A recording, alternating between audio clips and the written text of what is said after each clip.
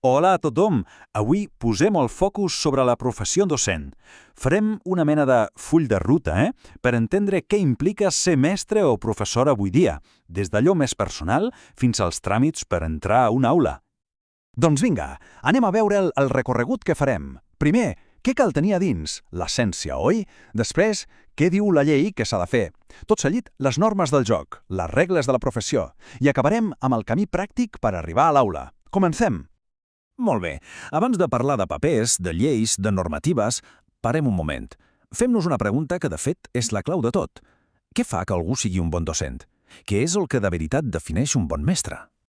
Doncs, precisament, d'això va aquesta primera part. Anem a explorar aquelles qualitats, aquelles característiques personals, allò que no surt als decrets, però que és el fonament de tot, el cor d'un docent, vaja.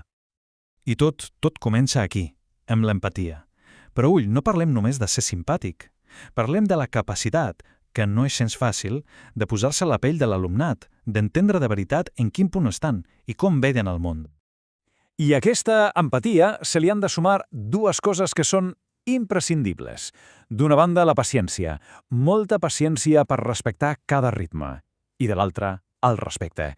Un respecte absolut, incondicional, per a cada alumne i alumna, sigui com sigui. Clar, si ajuntem tot això, ens surt un perfil molt complet. Algú que sap comunicar, evidentment, però que també, i això és crucial, sap escoltar, que és una persona organitzada, però que té la cintura per ser flexible quan toca, responsable, justa, amb una actitud positiva. I una cosa molt important, que sap exercir l'autoritat, però sempre des del respecte. És un equilibri, Un equilibri gens senzill. Molt bé. Fins aquí la part més vocacional, diguem-ne. Però ser docent és molt més que això. És una professió regulada. Així que ara deixem el cor i anem a veure què diu la llei. Quina és, oficialment, la seva missió? Doncs aquí tenim la famosa LEC, la Llei d'Educació de Catalunya. I ens diu una cosa fonamental. Un docent no és un simple operari que transmet dades, no. La llei el considera l'agent principal de tot el procés educatiu. Això li dona una autoritat, però també, i és molt important, una responsabilitat enorme. I la llei no es queda aquí, sinó que ho concreta molt. Article 104. I mireu quina llista. Planificar, impartir classes, avaluar... Fins aquí el que tothom s'imagina.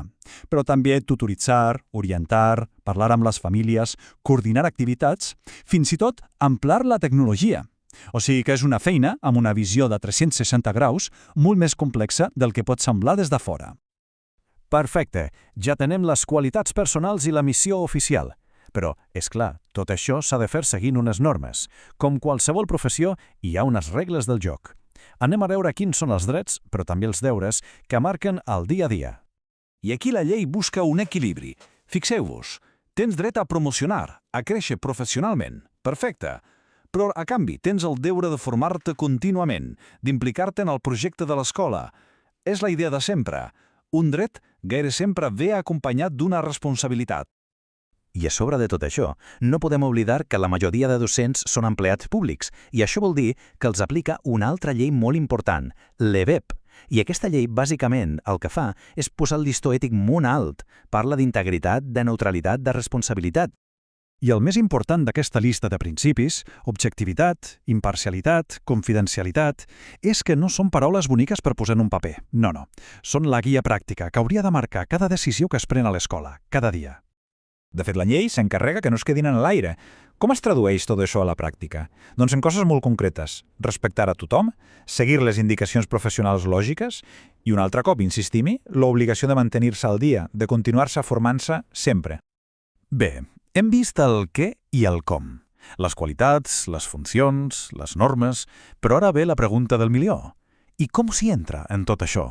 Quin és el camí per arribar a l'aula?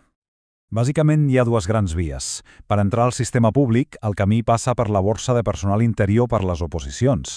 En canvi, si parlem de l'escola privada o concertada, allà cada centre fa la seva pròpia selecció de personal. D'acord, centrem-nos un moment en el sistema públic, en la gent que comença. Quan una persona entra per primer cop a la borsa com a interina, el primer any no és un any qualsevol. És, de fet, un període de prova, un moment clau on s'ha de demostrar que es val per a la feina. I aquest procés d'avaluació està molt pautat. Té 3 passos. Primer, un curs de formació. Després, el que compta de veritat, 4 mesos de pràctiques a l'aula. I al final, una comissió ho avalua tot i decideix si aquella persona és apta o no per continuar. I què passa si l'avaluació és negativa? Doncs les conseqüències són importants. La persona queda suspesa de la llista durant un any sencer. No pot treballar el curs següent. Això ens dona una idea de la seriositat d'aquest primer filtre. I amb tot això arribem al final del nostre recorregut. Hem vist les qualitats personals, gairebé vocacionals, però també tota la part de normativa, deures, avaluacions, una professió molt regulada.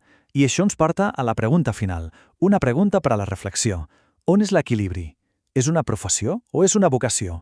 O potser la clau està precisament de saber combinar les dues coses.